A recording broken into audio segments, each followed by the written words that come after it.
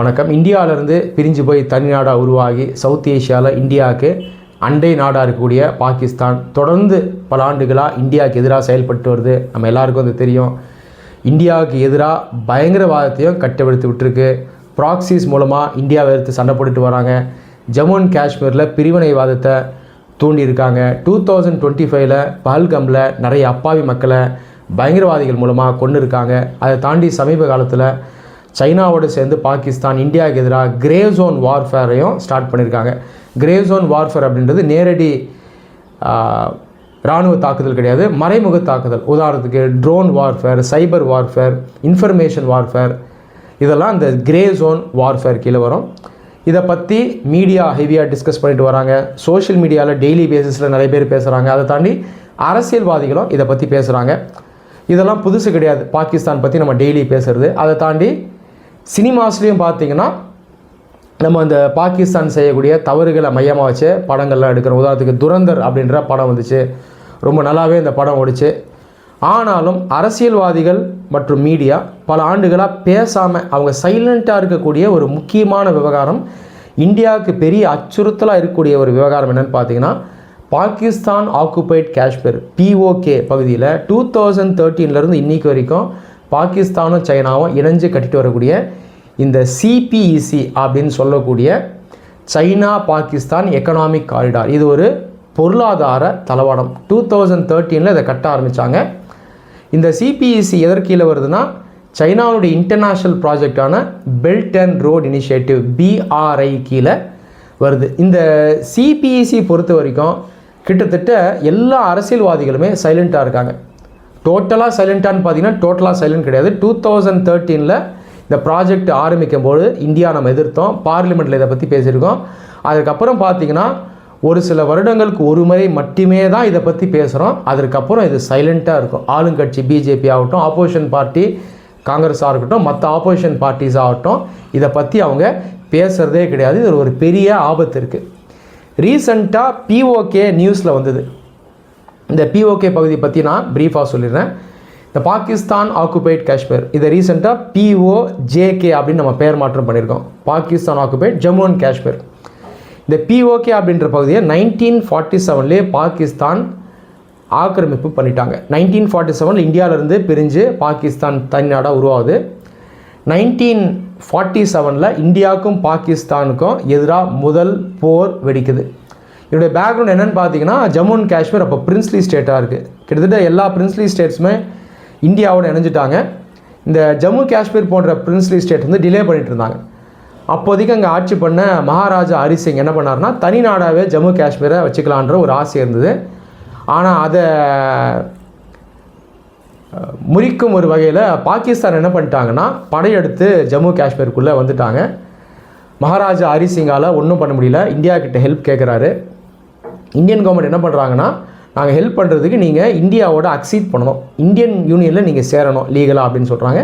So instrument of accession அப்படின்றத அவர் sign பண்ணி கொடுக்குறாரு. ஸோ இப்படி தான் 1947 அப்புறம் ஒரு பிரின்ஸ்லி ஸ்டேட்டாக இருந்த ஜம்மு காஷ்மீர் லீகலாக இந்தியன் டொமினியனோட இணையுது.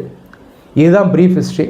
ஆனாலும் இந்தியா பார்த்தீங்கன்னா கன்செஷன் கொடுக்குது. நீங்கள் எக்ஸ்ட்ராடனரி சர்க்கம்ஸ்டான்சஸில் இந்தியன் டொமினியனோட இணைஞ்சிருக்கீங்க, ஆனாலும் மக்களினுடைய அந்த ட்ரஸ்ட்டு எங்களுக்கு தேவை, அதனால் ஒரு பொது கணக்கெடுப்பு நடத்தலாம், பிளெபிசைட் நடத்தலாம் அப்படின்னு நம்ம சொல்கிறோம். ஆனால் இந்த பிளெபிசைட் கடைசி வரைக்கும் அங்கே நடத்தப்படலை. காரணம் என்னென்னா, யுனைடெட் நேஷன் UN என்ன சொல்கிறாங்கன்னா, இந்த பிளெபிசைட் நடத்துறதுக்கு முன்னாடி அந்த பகுதியை ஆக்கிரமிப்பு பண்ணியிருக்க பாகிஸ்தான் படைகள் அங்கேருந்து வெளியேறணும் அப்படின்னு சொல்கிறாங்க. அவங்களும் வெளியேறணும், இந்தியன் ஃபோர்ஸஸும் வெளியேறணும். ஆனால் பாகிஸ்தான் ஃபோர்ஸஸ் பார்த்திங்கன்னா கடைசி வரைக்கும் வெளியேறின, இன்றைக்கு வரைக்கும் அவங்க வெளியேறல. இந்த காரணத்தினால இந்தியாவும் அந்த பிளெபிசைட்டை நடத்தலை. ஏன்னா பாகிஸ்தான் மேலே தப்பு, அவங்க அத்துமீறி உள்ளே நுழைஞ்சது தப்பு, இன்றைக்கு வரைக்கும் ஆக்கிரமிப்பு பண்ணி வச்சுருக்காங்க. ஸோ இதுதான் பேக்ரவுண்ட்.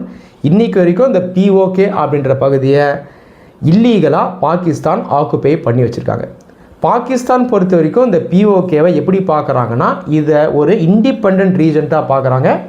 அவங்கள பொறுத்த வரைக்கும் இன்றைக்கும் அவங்க இந்த பிளெபிசைட்டை நடத்தணும் அப்படின்னு சொல்கிறாங்க. இங்கே இருக்கக்கூடிய மக்கள் அவங்களாவே முடிவெடுக்கட்டும், இந்தியாவோட சேரணுமா பாகிஸ்தானோட சேரணுமா அப்படின்றது தான் பாகிஸ்தானுடைய ஸ்டாண்ட். சிம்பிளாக சொல்லணுன்னா, POK பகுதிக்கு செல்ஃப் டிட்டர்மினேஷன் தேவை அப்படின்னு அவங்க சொல்கிறாங்க. ஸோ இப்படி தான் நம்ம இந்த POKவை பார்க்குறோம். ஆனால் இன்னும் இந்த பிஓகே ரீஜனை பாகிஸ்தானுடைய ஒரு மாகாணமாக சேர்க்கலாம். பாகிஸ்தானுக்கு பார்த்திங்கன்னா 4 மாகாணங்கள் இருக்குது, ப்ராவின்சஸ் இருக்குது. ஆனால் பாகிஸ்தான் கவர்மெண்ட்டுக்கு நல்லா தெரியும் இதை மாகாணமாக சேர்த்துட்டா பெரிய பிரச்சனை வரும், இந்தியா பாகிஸ்தானை எதிர்த்து படையெடுத்து வரும் அப்படின்னு தெரியும். அதனால் இது ஒரு இண்டிபெண்ட் ரீஜன் அப்படின்னா அவங்களே சொல்கிறாங்க. இப்போ கடந்த சில வாரங்களாக இந்த பிஓகே பகுதியில் ஒரு பெரிய கிரைசிஸ் நடந்துட்டு வருது. இதை நம்ம பொருளாதார ரீதியாகவும் பார்க்கணும், அரசியல் ரீதியாகவும் பார்க்கணும். பொருளாதார ரீதியாக ஏன் பார்க்கணுன்னா, இந்த பிஓகேயில் வாழக்கூடிய மக்களுக்கு சமீப காலத்தில் நிறைய சிக்கல்கள் இருக்குது. எலக்ட்ரிசிட்டி ப்ரைஸஸை இன்க்ரீஸ் பண்ணியிருக்காங்க, உணவுப் பொருட்களுடைய விலையும் அதிகமாக இருக்குது.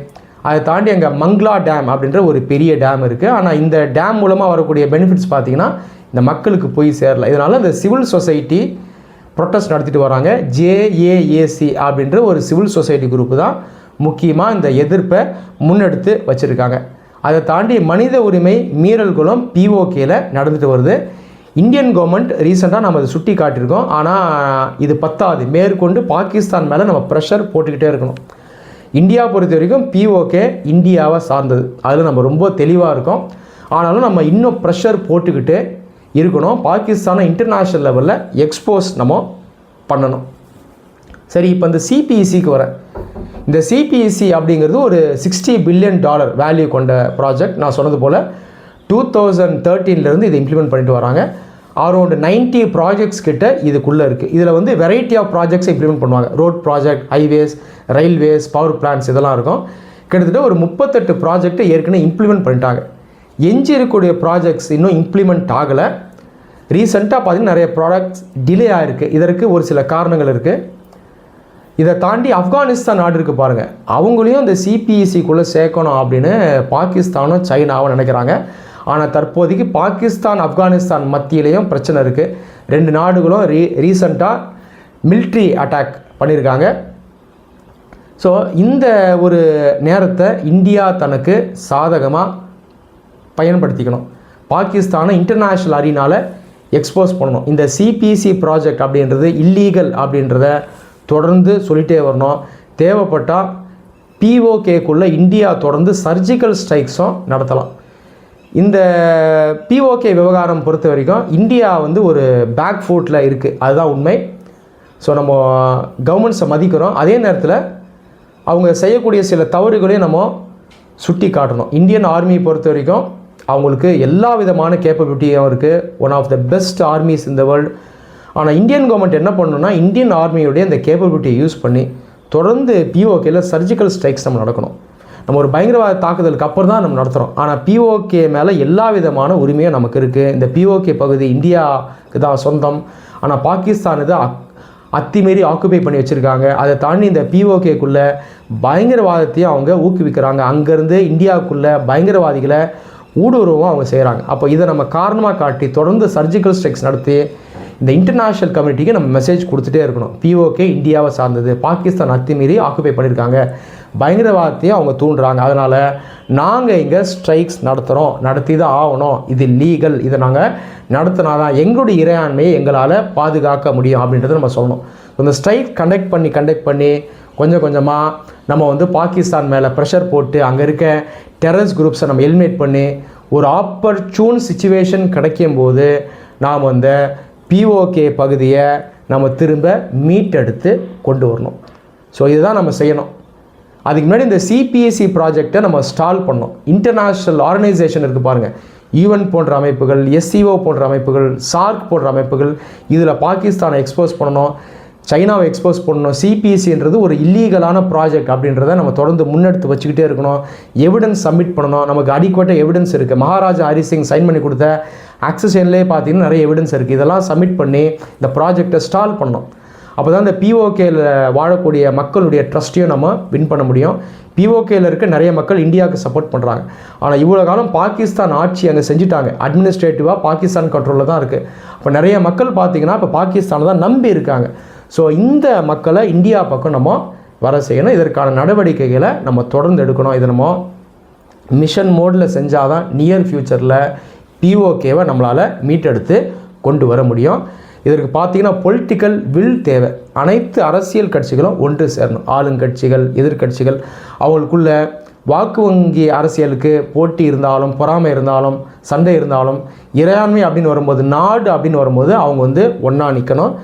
பிஓகே சிபிஎஸ்சி பொறுத்த வரைக்கும் பார்லிமெண்ட்டில் தொடர்ந்து இதை பாலிட்டிஷியன்ஸ் டிஸ்கஸ் பண்ணோம். இதற்கான முயற்சியில் இவங்க உடனடியாக ஈடுபடணும் அப்படின்றது என்னுடைய வேண்டுகோள். நன்றி.